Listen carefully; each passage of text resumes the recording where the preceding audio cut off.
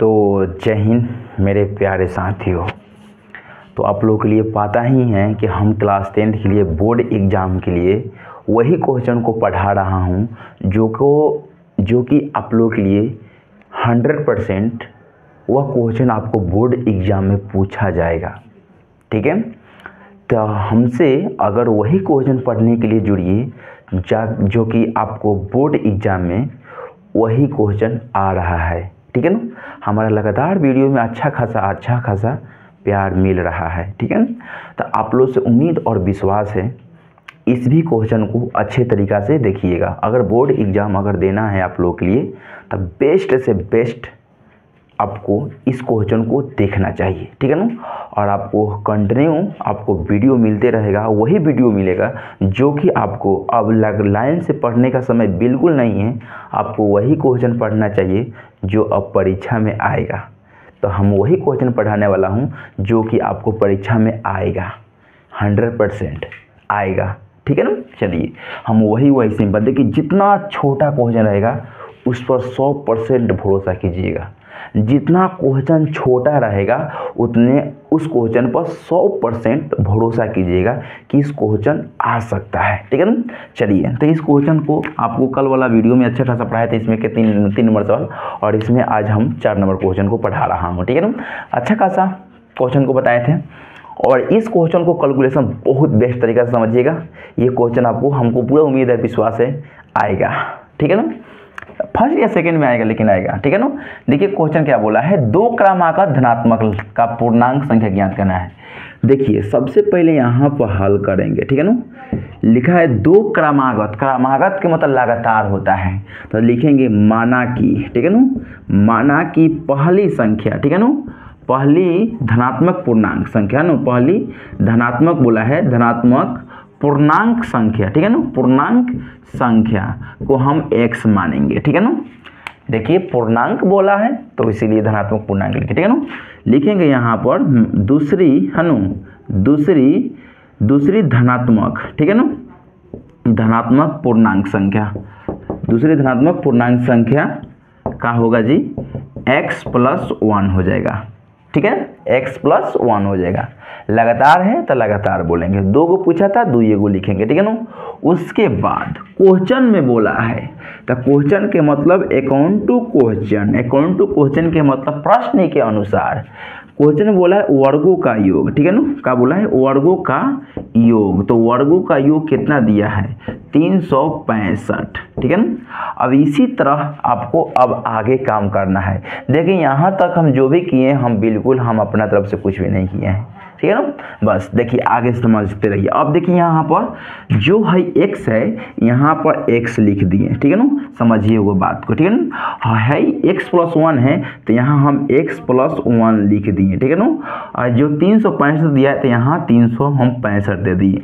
लेकिन अब यह मैटर रख रहा है जी कि कहाँ हम प्लस डालेंगे, कहाँ बराबर डालेंगे, कहाँ स्क्वायर डालेंगे और क्यों डालेंगे, काहे डालेंगे, ये हर चीज़ के कारण हम बताने वाला हूँ। ठीक है ना, देखिए अब हम यहाँ स्क्वायर डालेंगे, आपको कहेगा स्क्वायर क्यों, इस पर भी स्क्वायर डालेंगे। बोला है वर्गों का योग, वर्ग के मतलब होता है स्क्वायर, तो दोनों पे स्क्वायर। अब यहाँ हम प्लस डालेंगे, तो प्लस क्यों डालें, तो बोला है योग। क्या बोला है, योग के मतलब होता है जोड़। ठीक है ना, तो यहाँ बराबर के चिन्ह का है, तो दोनों का योग, वर्गों का योग 365 है, दोनों का वर्ग का योग कितना दिया है 365, इसको हम बराबर में 365 करेंगे।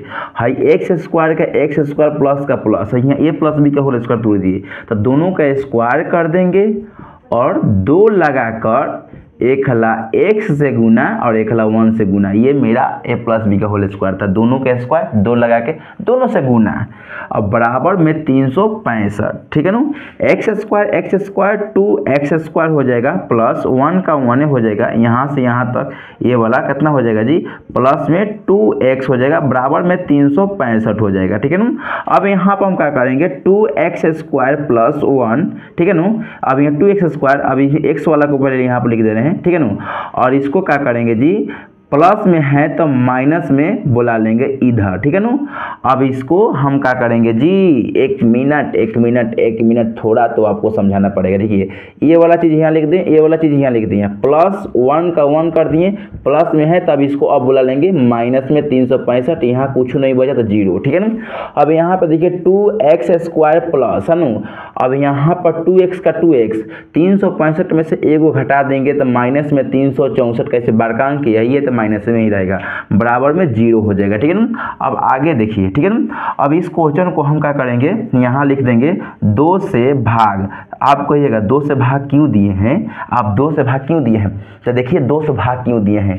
2 से भाग हम इसलिए दिए हैं कि 2 से ये भी कट जाएगा, ये भी कट जाएगा, ये भी कट जाएगा, और छोटा हो जाएगा तो ईजी हो जाएगा हमको बनाना, ठीक है ना। तो 2 से भाग देंगे, इसमें तो केवल x² बचेगा, बचेगा x², प्लस है तो प्लस करेंगे, 2 से कट गया, 2 से भाग देते तो इसमें भी भाग देंगे तो खाली यहाँ पर x बचेगा, माइनस हो तो माइनस, इसमें 2 से भाग देंगे, इसमें 2 से भाग देंगे तो 182 बचेगा इक्वल में, 0 में 2 से भाग देंगे तो यहाँ पर 0 बचेगा, ठीक है ना। अब यहाँ पर गुणनखंड जो पिछला वाला कल का वीडियो में बताए थे, यहाँ से कैलकुलेशन सेम उसी तरह कैलकुलेशन करना है, ठीक है ना। अब यहाँ पर देख रहे हैं कि दुनिया कोई 2 अंक लीजिए, गुना करने के बाद 182 आ जाना चाहिए, और वही 2 अंक जोड़कर या घटाकर हमको प्लस में 1 चाहिए, तो हम कुछ नहीं करेंगे, यहाँ पे x² के x², ठीक है ना।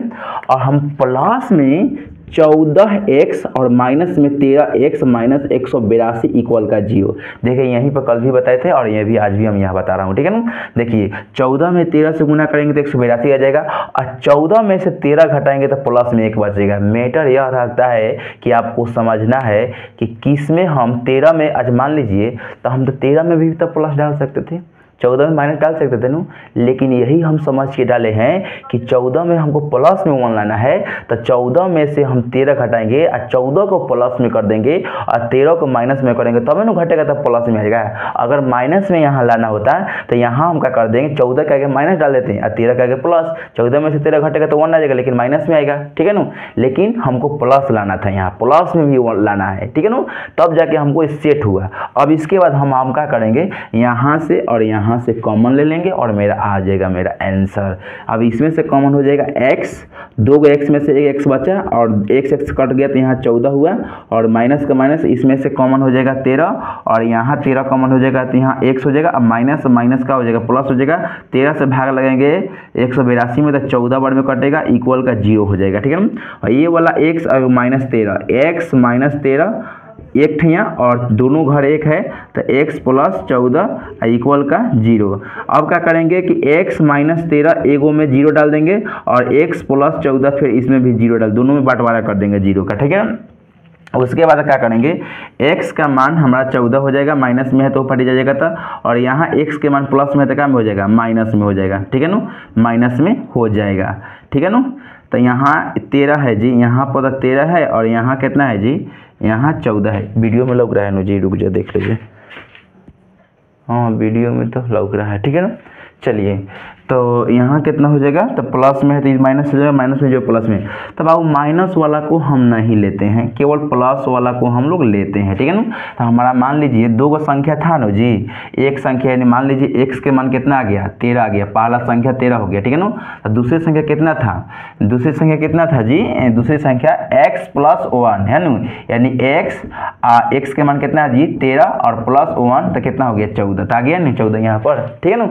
देखिए हम माइनस वाला को नहीं लेते हैं, बात क्लियर, जो प्लस में है तो x के मान 13 हो गया प्लस वाला, ठीक है ना। अब हम x के जगह हम 13 रख देंगे और 1 जोड़ेंगे तो कितना हो जाएगा 14, तो यही मेरा पहला संख्या 13 हो गया और दूसरी संख्या 14 हो गया, बात क्लियर, ठीक है ना। और इस क्वेश्चन का आपको हम पूरा उम्मीद और विश्वास के कहता 90% आपको चांस है क्वेश्चन को आने की संभावना है, हाँ, लेकिन ये नहीं कर सकता हूँ कि आपको यहाँ आपको जरूरी नहीं है कि 365 देगा, आपको क्वेश्चन हम इतना उम्मीद कह सकता हूँ भरोसा से कि क्वेश्चन सेम यही बोलेगा, लेकिन आपको यहाँ आपको जरूरी नहीं है कि 365 ही देगा, यहाँ पर अंक आपको चेंज कर सकता है। अब बोर्ड एग्जाम आपको हर बार क्वेश्चन को चेंज ही कर देता है, ठीक है ना।